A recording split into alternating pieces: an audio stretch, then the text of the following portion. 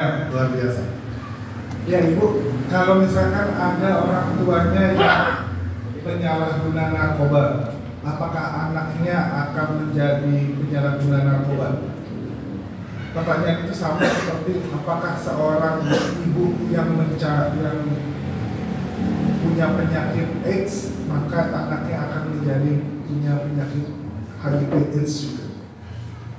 Tidak semuanya seperti itu. Karena pada saat beliau mengandung, memang darahnya sudah terkontaminasi dan mungkin akan masuk ke dalam. Ini bukan jawaban saya Bu ya, karena ini pernah dibahas oleh salah satu dokter dari RSKO saat kegiatan pelatihan bimbingan teknis kami. Jadi walaupun bayi itu meminum darah yang sama yang si ibu menjadi pecandu narkoba, kalau misalkan saat dia lahir lalu besar, potensi menjadi pecandunya ada. Sama seperti orang misalkan bapaknya atau ibunya atau kakeknya sakit asma, maka anak atau cucunya punya potensi penyakit asma. Tetapi ini semua kenapa? Bukan secara genetik, potensinya ada Bu, tapi belum tentu menjadi seperti itu. Kenapa? Karena ada pengaruh-pengaruh eksternal dan internal juga. Bagaimana dia kalau misalkan si ibunya ini waktu mengandung menjadi pecandu, lalu saat dia lahir dia berhenti menjadi pemakai, lalu dia kembali menjadi hidup yang baik, gitu kan? Si anak diberikan kasih sayang, diberikan nafkah lahir batin yang baik, sehingga akhirnya tumbuh menjadi anak yang baik, itu akan jauh dari penyalahgunaan narkoba. Nanti kembali lagi tantangannya adalah apakah dia bergaul dengan baik juga. Kalau temannya nanti punya pecandu narkoba, bisa nggak dia terpengaruh? Tergantung didikan di internalnya dulu. Bisa nggak dia menolak? Kalau dia bisa menolak atau dia lebih percaya sama temannya daripada orang tuanya, kemungkinan berpengaruh. Jadi begitu banyak aspek yang mempengaruhi.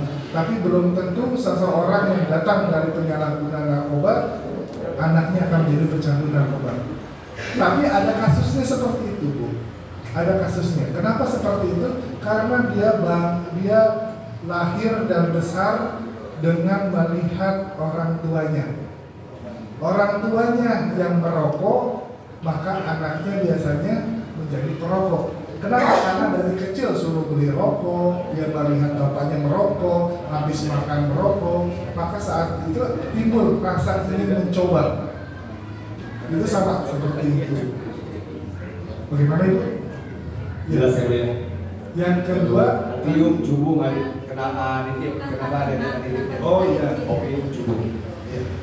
Kalau misalkan secara kimia, opium itu zaman dahulu Bu dipakai untuk berburu. Jadi pohon opium itu batangnya disesek, keluar getahnya dioleskan kepada panah. Nah panahnya itu dipakai untuk berburu. Jadi saat mengenai hewan, dia akan lepas. Baru saat itu dia dibunuh, gitu, dipotong. Kalau pohon-pohon yang lainnya, termasuk pohon ganja pun, kalau menurut literasi itu pernah menjadi obat penahan rasa nyeri atau obat sakit perut. Tapi yang kenapa? Masak. Ya. Sebenarnya Indonesia itu bukan habitat awal pohon ganja. Jadi pohon ganja itu dibawa oleh orang-orang asing masuk ke Indonesia. Nah karena daerah Indonesia ini yang subur, maka tumbuh dan bagi warga mereka nggak banyak yang tahu apa sih fungsinya. Akhirnya kan coba pakai untuk merebus daging, akhirnya dagingnya cepat empuk, rasanya gurih.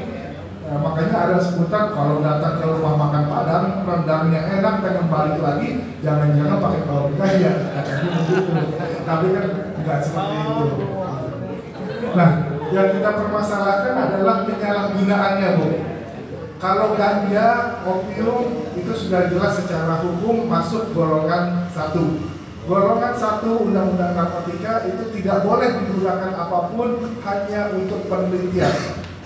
Kalau golongan 2 itu boleh sebagai obat tapi sebagai pilihan terakhir. Kalau dokter tidak ada lagi memiliki pilihan obat lainnya sebagai penahan rasa nyeri, maka bisa menggunakan narkotika golongan 2 atau golongan 3. Golongan 3 ini lebih kepada adiksinya, ketergantungannya lebih ringan, sehingga cukup. Ini mungkin membahas juga yang Bapak tadi Pak ya. Itu jadi dokter itu punya kemampuan untuk mengeluarkan obat-obatan narkotika ataupun psikotropika sesuai kondisi pasiennya. Permasalahannya adalah dokter itu hanya memberikan maksimal itu kalau BPJS 7 hari atau 30 hari kalau di rumah sakit dipencet. Tapi 30 hari dia harus datang lagi dievaluasi penyakitnya bagaimana, ada perubahan atau tidak. Kalau misalnya ada perubahan seperti apa, dievaluasi lagi, perlu nggak obat ini diteruskan. Kalau tidak perlu diteruskan, bisa diganti obat yang lain, maka akan diganti obat yang lain. Permasalahannya adalah itu tadi penyalahgunaan.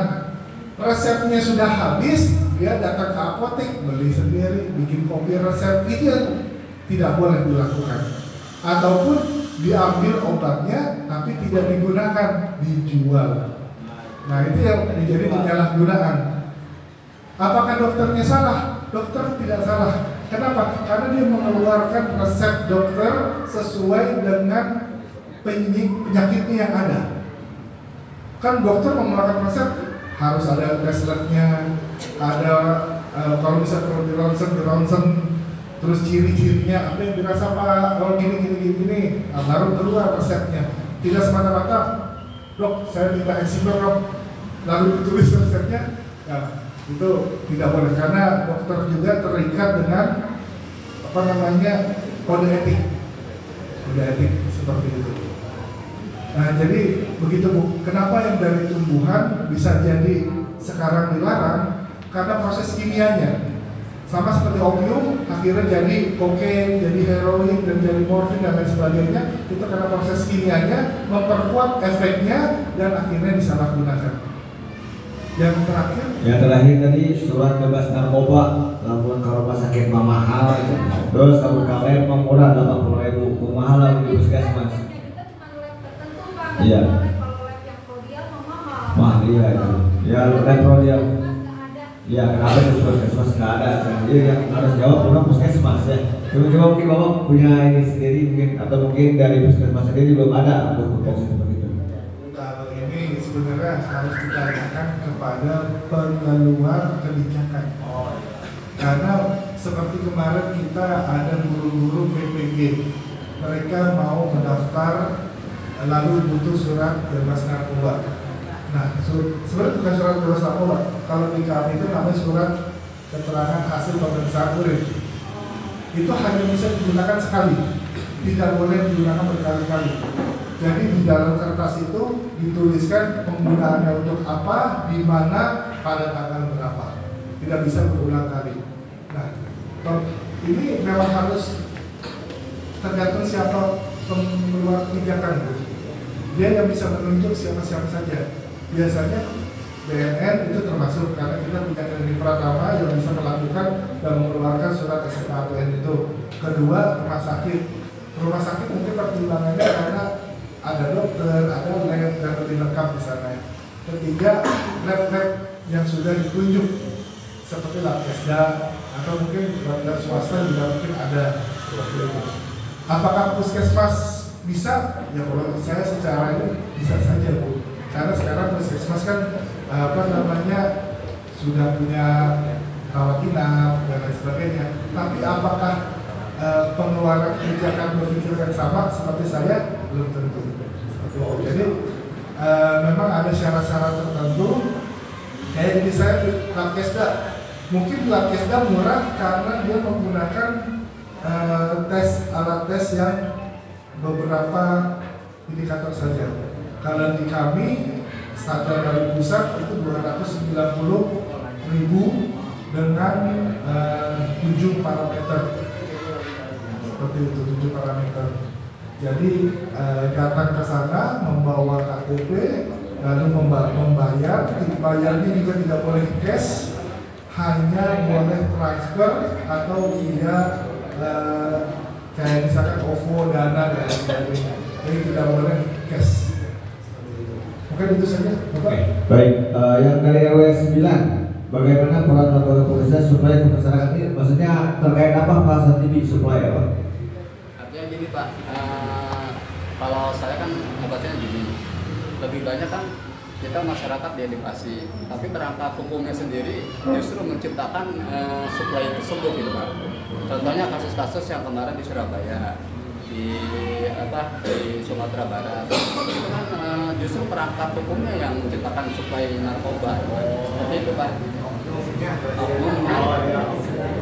Mungkin ini Pak Kapolsek yang mesti jawab ya seperti itu, bukan Bapak. Ya baik, langsung saya jawab Pak. Kenapa umumnya Pak? Ya namanya manusia itu begitu Pak. Iya, manusia itu tidak ada sempurna. Kalau dia imannya tidak kuat, tergoda, maka itu terjadi. Pada dasarnya institusinya, ya orang institusi yang ada di dalamnya itu baik-baik semua, ASN, TNI, Polri, pengusaha semua pada dasar baik. Ya itulah, kalau saat dia menyalahgunakan kewenangannya itu, maka itu yang disebut oknum.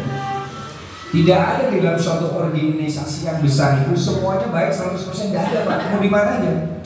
Di desa sini aja, apakah semua karyawannya baik? Enggak juga.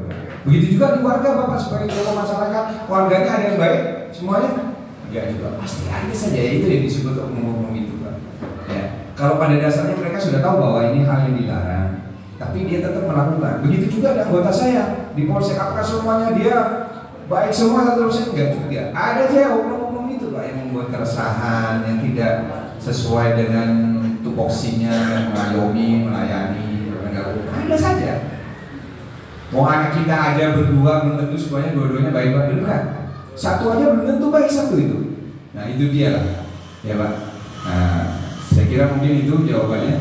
Siap, ya. oke. Saya mohon Pak Kapolsek. Siap. Ada lagi tadi dari siapa? Oh, dari sekolah nih. Boleh perwakilan anak sekolah sama Kak.